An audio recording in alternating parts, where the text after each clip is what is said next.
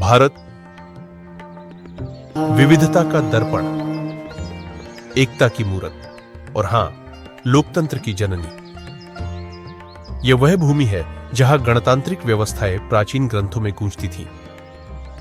वैशाली के गण परिषद से लेकर चोल साम्राज्य की पंचायत व्यवस्था तक,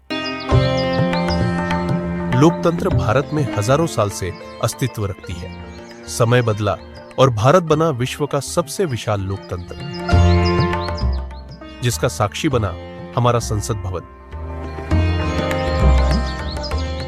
और इसी भवन में डॉक्टर बाबा साहेब अंबेडकर ने वह संविधान दिया जिसने देश के हर शोषित, पीड़ित, वंचित नागरिक को इस लोकतंत्र व्यवस्था का हिस्सा बनाया। और इसी संसदीय व्यवस्था में 1990 के दशक में सहभागी हुआ एक ऐसा व्यक्तित्व जो सड़कों के संघर्ष की आवाज को सीधे दिल्ली के गलियारों तक ले आया।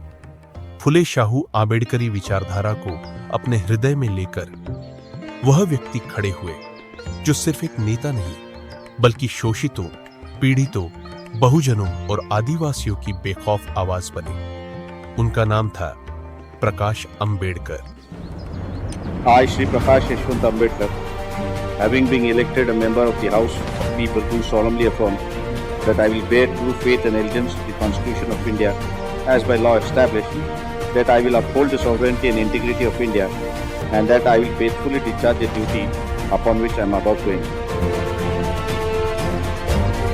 एक बार राज्यसभा और 2 बार लोकसभा, यह उनके संसदीय कार्यकाल की संख्या है, लेकिन उनका योगदान इन संख्याओं से कहीं अधिक गहरा है। मेलघाट के दूर दराज के आदिवासी गांव से लेकर Let us know, as you said about ID, there is another problem also that's regarding Adivasis.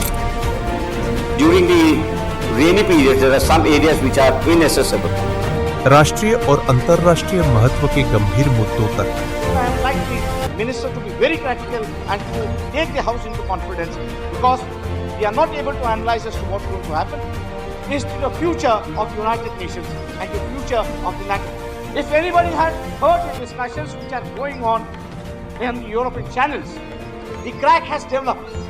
It's because of communism that Europe united together and formed the NATO. उन्होंने संसद के हर मंच पर अपनी बात रखी। पर क्या आज की डिजिटल पीढ़ी ये सब जानती है? आज जहां सोशल मीडिया पर हर पल लाखों वीडियो बनते हैं, वहीं उनके संसदीय कार्यकाल के महत्वपूर्ण भाषण, सवाल और सुझाव कहीं गुम से हो गए। उनके काम का दस्तावेजीकरण नहीं हो पाया। इसी कमी को प्रबुद्ध भारत मीडिया हाउस ने समझा। हमने महसूस किया कि इतिहास की यह अमूल्य धरोहर हमारे युवाओं तक पहुंचनी चाहिए, और हमें यह बताते हुए अत्यंत हर्ष हो रहा है कि हम पेश कर रहे हैं प्रकाश अंबेडकर जी के पूरे संसदीय कार्यकाल का वीडियो दस्तऐवजीकरण। अब आप उनके एक राज्यसभा और 2 लोकसभा कार्यकाल के सभी संसदीय भाषण, उठाए गए मुद्दे और सरकार को दिए गए सुझावों को सिलसिलेवार ढंग से देख सकते हैं। ये सारा दस्तावेज आपको मिलेगा प्रबुद्ध भारत मीडिया हाउस के आधिकारिक यूट्यूब चैनल पर। यह सिर्फ एक राजनेता के काम का दस्तावेज नहीं है, यह हमारे लोकतंत्र के उस दौर का आईना है जब जन आंदोलन का स्वर सीधे संसद के आसन तक पहुंचता था। आइए इस महत्वपूर्ण यात्रा में हमारे साथ जुड़ें। प्रबुद्ध भारत मीडिया हाउस के चैनल को सब्सक्राइब करें और प्रकाश अंबेडकर जी के विचारों और कार्यों को देश के कोने कोने तक पहुंचाने में सहयोग करें।